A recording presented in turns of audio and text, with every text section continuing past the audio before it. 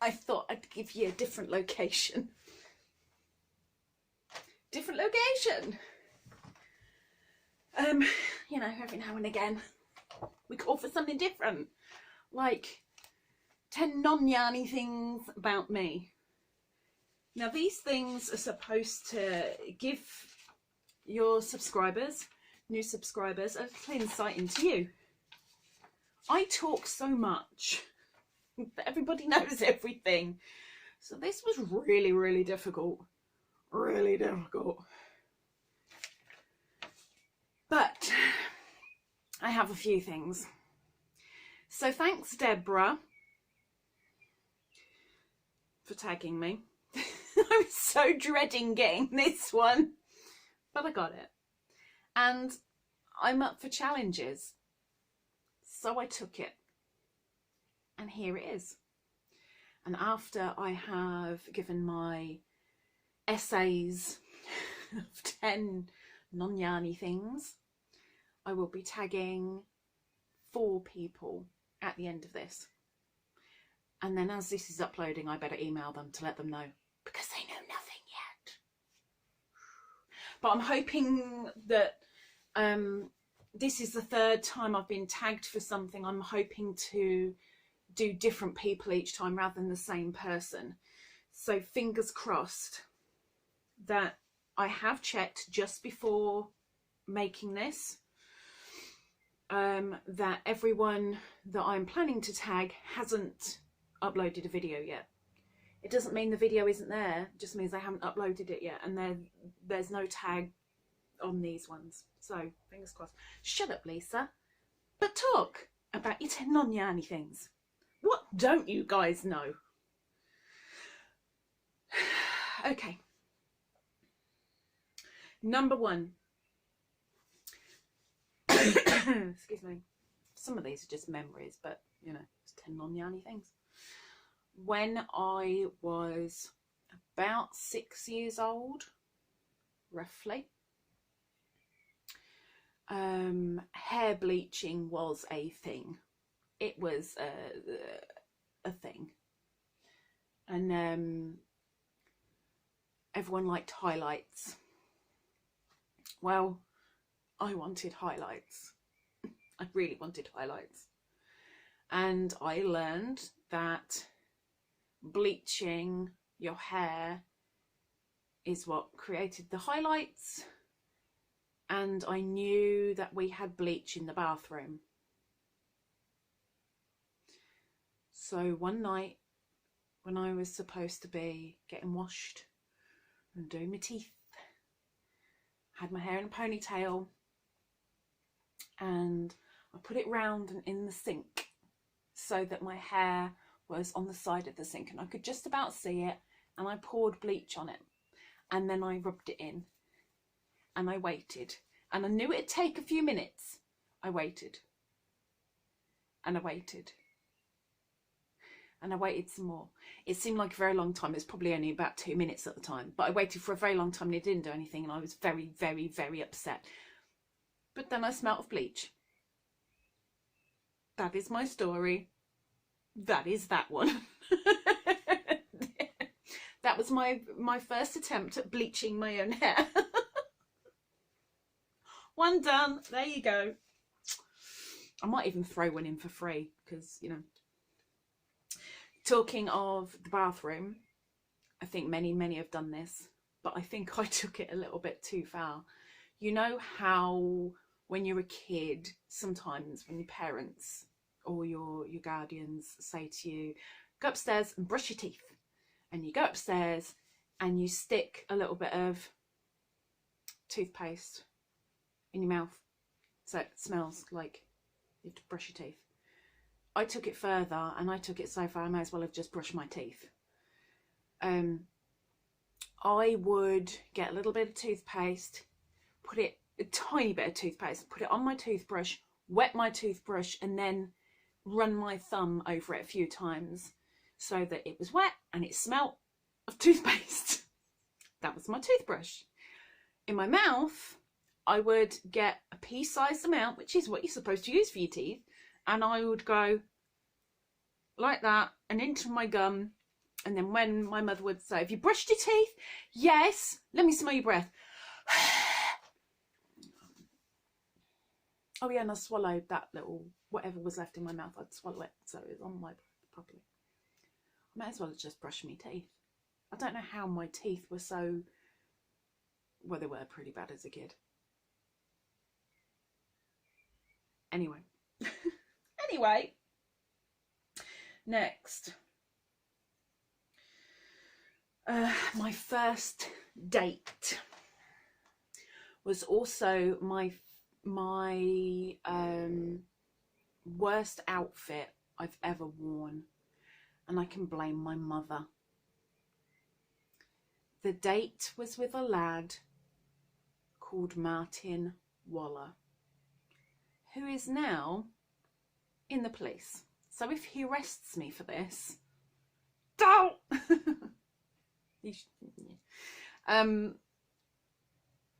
I think I was 13, I think.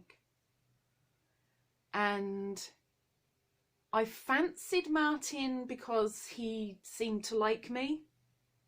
That was my reasoning, I think. And I was so worried about speaking to my mother about wanting to go on a date with Martin. And he lived across the fields from us. Like there were 2 fields plus 1 street between us. And she was like, well, he's local. And I don't know whether she embraced the fact that it was my first date or what, but she seemed overly eager to try and help me look my best for my date, to go to a park, just to walk around a park. And it was summer. I had white shorts because it was summer and I was slim. Because, you know, I was 12 or 13. I think I was 13. But tops just weren't cutting it. And I think I was getting a bit stressed that I had nothing on top to wear with these shorts. And she said, well, you can wear one of my t-shirts. A t-shirt will be fine, because if it gets mucky, it gets mucky. You don't want anything fancy because you're in a park. Okay. So she found me a t-shirt.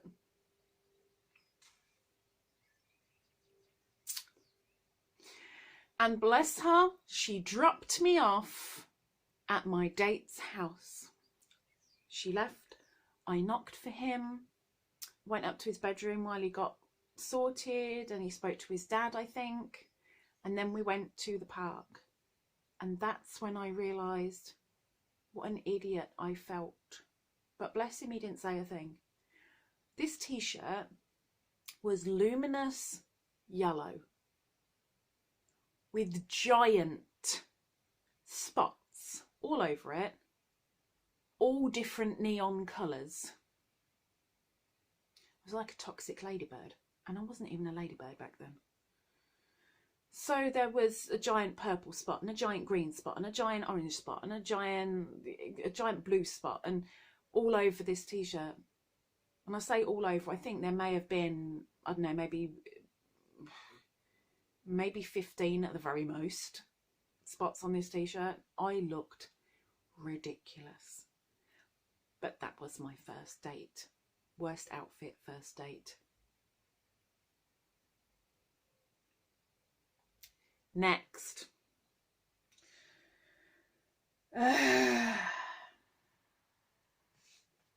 I love snakes. I love them. I'm scared of them, yes. But not fearful. Yes, I'm scared. But I love snakes. I'm sorry, I know that's going to offend a lot of people. I'm not showing you one. Just letting you know, making it short and sweet.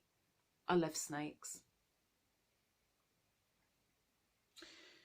I am fascinated with psychology and fascinated with Egyptology. Any books knowledge that I can gain from either subject, soak it up. If anybody ever sees my bookcase in my living room, I have 2 shelves that both shelves are almost full, completely full of both subjects, because I'm fascinated by them.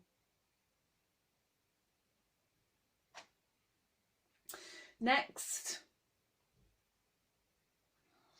I don't know if people are going to be offended by this or not. Sorry. So we've all had a crush. A lot of us have had a crush on a teacher. Mr. Kirkland, the English teacher for my upper school. If I could drool on demand, I would so be sitting in my own drool right now. He was so yummy. He was pretty young to be a teacher, I think. I think he was in his late 20s. And upper school at that time, I think I was 14. He was a dish to me. I mean, a lot of people liked him. Hi, I'm recording right now.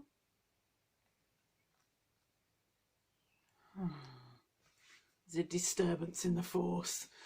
Mr. Kirkland was very, very blue-eyed, dark-haired. He was thinning a lot on top, bless him. He was built like a British bulldog, but slender with it. He was short and stout and Anyway,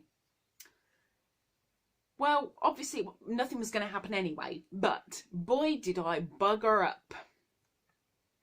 So at that time I was hanging around with my best friend, who has now passed, called Natalie Beegers. And this does tie in with another one of my things. Hanging around with Natalie Beegers, and I would sneak out and we would go on the town. We would walk to town, which would take us about an hour, roughly. Yes? Okay.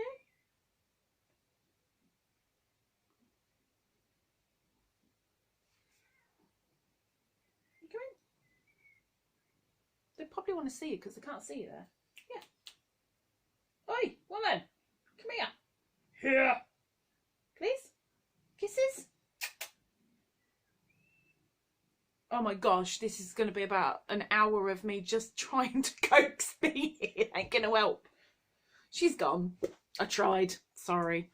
Anyway, so we went to town on this one particular night, which was a school night. And we didn't go into the very, very centre. We went to the red light district. Don't ask. No, it wasn't what you're thinking.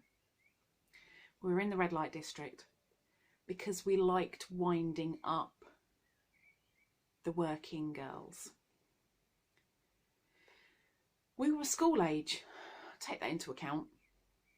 And there was one night we were on a corner in this area, but we were on the corner where that little part met the main road.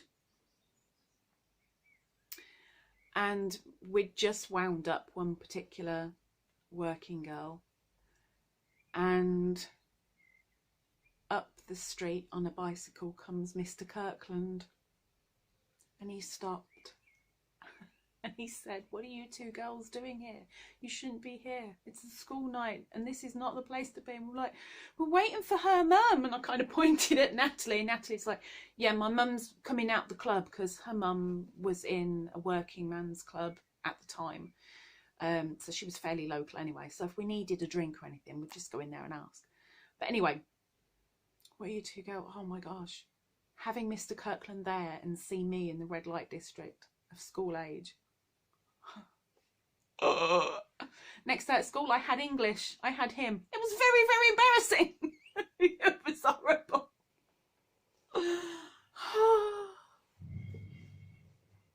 Gosh, I miss Mr. Kirkland. Anyway, next. This is more of a 10 non-yarny memories, really, isn't it? What fed into that was I was a very, very bad babysitter. Very bad babysitter. When I lived with my Oma, my grandma, she lived in a maisonette in a small block of flats. There were three bed sits on the bottom and four maisonettes on the top. And across the landing from my grandmother, which was a really, really small landing, we're like talking maybe 4 meters at the most, there was a lady called Karen and her other half called Stacey. He was a bouncer. She was well, we covered that subject already. And they had a daughter called Courtney and a son called Mason. Again, I was 14. And on a weekend, they'd ask me to babysit. I'd get a couple of quid. And if I was really, really lucky, if they had money at the end of the night, I'd possibly have an entire fiver, which was £5, £5 British, which was a lot for me at that age. I'm like, woohoo, lots of comics and sweeties. But after about 2 hours of babysitting, I'd go there around about 7 o'clock in the evening. Around about 9 o'clock, Natalie would call me up. Are you coming? Are you coming out? Are you coming out? Yeah. I'd wait until the little boy, Mason, was asleep. Courtney would sleep through anything. And I'd go out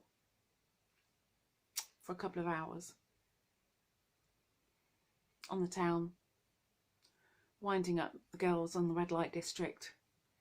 And then I'd go back and be there just in time for either Stacey or Karen to come back. I was a bad babysitter. Don't ever trust a babysitter that young. No matter how nice and good and intelligent they are, they're intelligent. That's their power. I don't even know what number we're on. I don't know what number we're on because I'm not numbering them, which is really bad. 1, 2, stealing. Okay. I used to steal from shops. I think everybody most people may have at some point attempted it. When I was really, really, really young, I would go round to the corner shop, the newsagent, who used to stock penny sweets. You've all got them somewhere where you can get one sweet for like your lowest coin value. Well, I used to steal the odd sweet, and I do mean odd sweet, until one day I picked up the pace a little bit and I wanted to try my luck and see if I could get something bigger. So I grabbed just something really quickly while he wasn't looking, because he could look down the aisles from his little cashier desk. I paid for a comic, and I went home with my stolen goods. What were the stolen goods? I didn't even know at the time what it was until I actually used it, and then I was like, oh!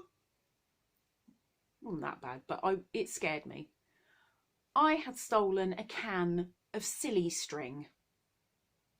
You know, spray silly string. I don't know what anybody else calls it anywhere else in the world. It was silly string. I stole a can of silly string. After that, I didn't steal anything until I was 15. Again, hanging out with Natalie.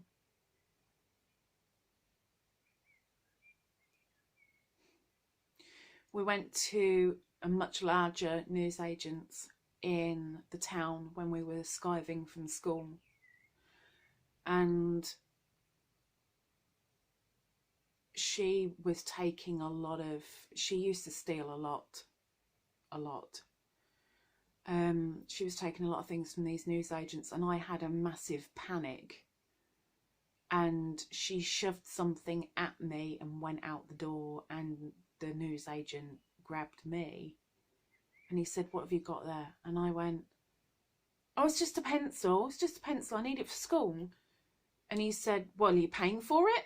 And I went, "Yeah, of course I am. I just can't find my purse right now. Give me a second." And he was literally the proper, like, as you imagine, like grabbing at the shoulder and lifting up kind of thing. I was struggling like this. I did have the money for the pencil and for the lipstick that she'd shoved at me, and I paid for them, walked out. And she said, "Did you get them? Did you get them? What did he say? What's happening?" And I said, "Yeah, I got them." And she said, "Oh, good. I thought he had us both." She didn't know that I'd paid for them. But that was my last ever attempt at stealing. There you go. So I've done 1, 2, 3, 4, 5, 6, 7. Number 8 then. Number 8. When I went to school, it was a 3-tier system: lower, middle, upper. Lower school, I love that school to bits. Sexual Awakening. I actually went to 2 lower schools. I went to preschool and 2 different lower schools because we moved during the time that I did lower school. Lower school, I was a bully, apparently. I don't remember any of it. I really don't. I was a bully. And I have touched on this on the ABC anti-bullying campaign playlist. On my video on there, I have touched on this. Not touched on it, I've gone into more detail. Lower school, I was a bully. Don't remember. I've been told by plenty of people. 3. I was a bully. When it came to middle school, which is 11 to 13, I think, there's 3 years in the middle school. Kingsley Park Grant Maintained Middle School. Sounds quite posh. It wasn't. But it was a lovely school. Bar 2 teachers. It was a lovely school. In middle school, everybody knew me as the agony aunt.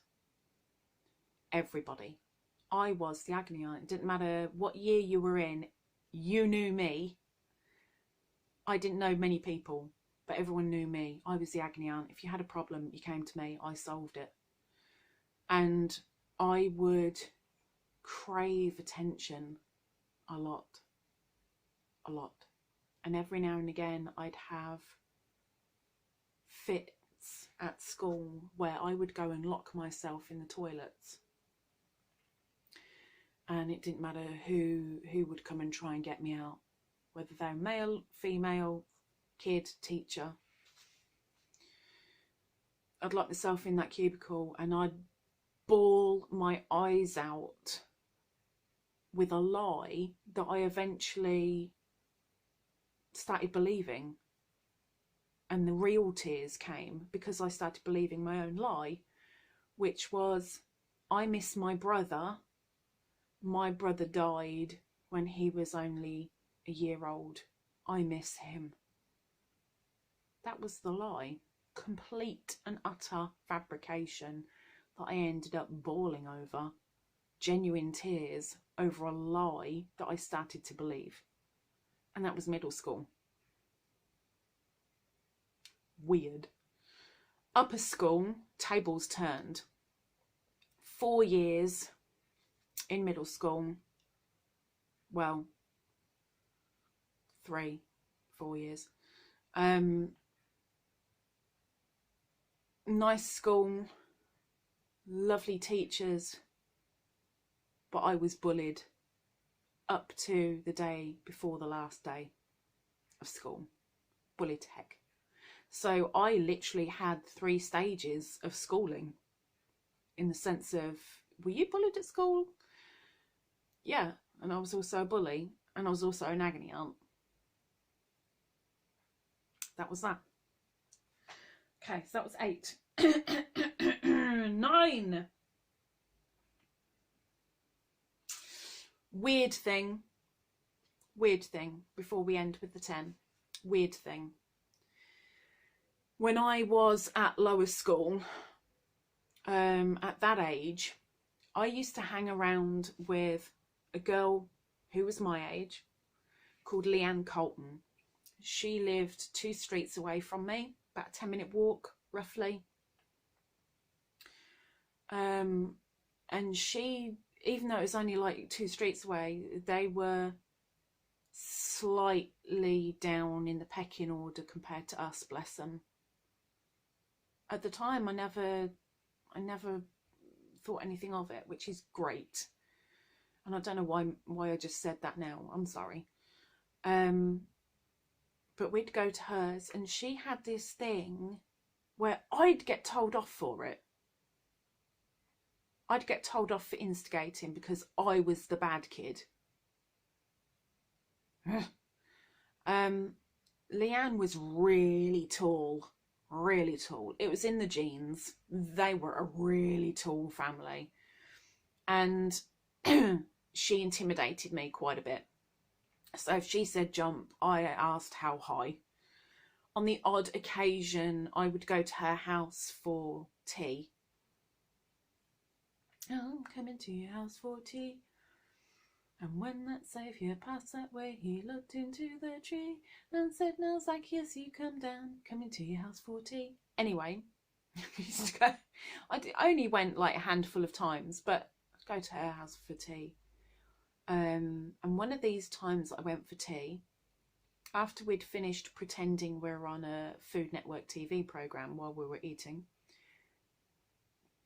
a few times we'd go upstairs to play with her hamster, who she killed off very quick. She used to kill hamsters very, very quickly. But it's not surprising with what we did with the hamsters. She had this thing where she'd tell me to sit about a metre away from her on the floor with a pillow. She would have a pillow, and we'd hold the pillow like that, and we'd bounce the hamster between us using the pillows to bat the hamster to each other. Who does that? Who does that? We did. We never killed a hamster doing that, but that hamsters, they'd have little flying lessons.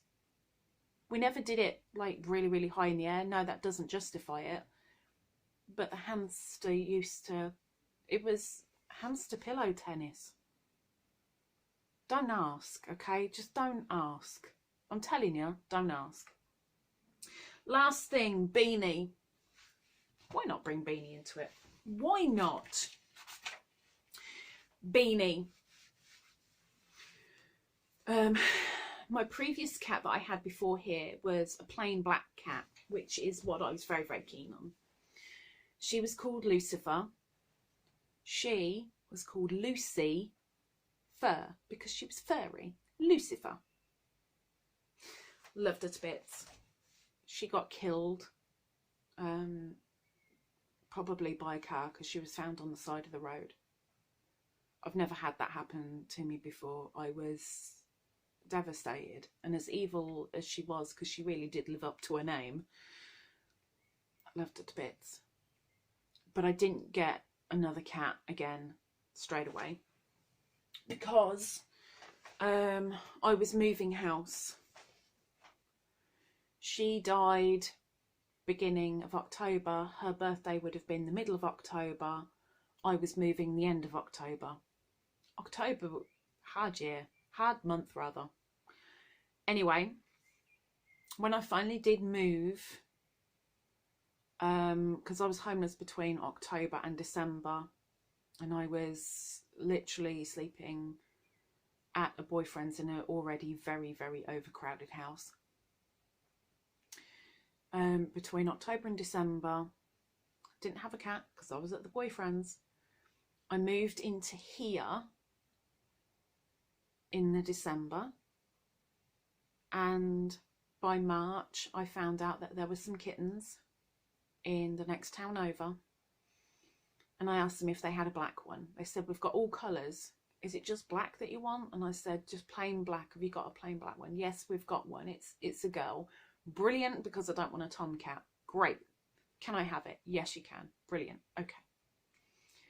So within 4 days, it was the weekend, I was supposed to pick her up on the Sunday, and my plans changed on the Saturday, and I asked if I could come down on the Saturday to come and pick the cat up, and I'd already picked out a name. I thought it was hilarious calling the cat Beanie, like coffee bean, string bean, broad bean. There's so many beans. I was just in hysterics over the name. I thought it was absolutely brilliant and perfect. Anyway, can I go down on the Saturday? Yes, you can. I can't wait. That's fine. She's already weaned. All good. Okay, brilliant, wonderful. She was, I don't know if she was 7 or 8 weeks old. I think she was 8 weeks old when I got her. Anyway, went down there. The house. If I could have grabbed every animal that I saw in that house and taken it with me, I would have. Oh my word. Anyway, I saw the mum cat, I saw the dad cat, both had kittens latched onto them. And I'm oohing and ahhing and cooing, and you know, as you do over kittens. And I was chatting away to the mum and asking her questions about the kittens and the mum and the dad, and about the food that she was on, all sorts of little questions. And then I said, but where is she? Where's my, do you know what, I'm going to call her Beanie. And she said, now which one were you coming for again? And I said, the black one. And she went, oh, no, there's not a black one. She went a long time ago, over a week ago. I was devastated, gutted. And just as I kind of went, oh, like that on the sofa, at the corner of my eye, something moved. And on the office chair of the desk that was beside me was this little black and white thing. And I was like, oh, it looks so lonely. Don't worry, you'll be going to a home soon. And the woman said, oh no, she's the runt of the litter. The mum doesn't like her. She hasn't been feeding very well. So I'm going to wring her neck tonight. And I went, what? No. I'll have her. Can I have her? And she went, why? It's a runt. I went, I don't care. Can I have her, please? Can I have this one? And she said, yeah, if you want. So I took her, and that was Beanie. Apologies, had to pause the camera because postman just showed up. So yes, Beanie wasn't wanted by her mum. She wasn't wanted by me originally. She wasn't wanted by the person that was having all the kittens and the cats either. But I brought her home. It was love. Love at second sight, almost, kind of. Never had a black and white cat. Grew up with a white cat. Grew up with a black cat. She's my first black and white cat. I love her to bits. My beansies. There's your 10 non-yarny things. This dragged on quite a bit. This was a memory lane thing rather than anything else, because you guys know everything about me. So it was, well, what am I supposed to tell you that you don't already know? It was a difficult one. So instead of going down the fact route, I've given you 2. It was kind of a memory thing. Anyway, who am I tagging? Number 1, blind needle. You've been tagged. Number 2, Nancy's hooked on crochet. I'm calling you because I haven't seen you for so long, girl. Nancy's hooked on crochet. Next, number 3, hook crochet. And last but not least, number 4, crochet every day with Judy. You girls have been tagged, and now I'm going to go and upload this, and I'll let you girls know that you've been tagged. I'm so sorry it took so long, but now you guys can second guess me and go, oh, do I really want to know her? Past is the past. Future's still to come. Only you can shape it. Take care. Speak to you soon. Happy fact finding.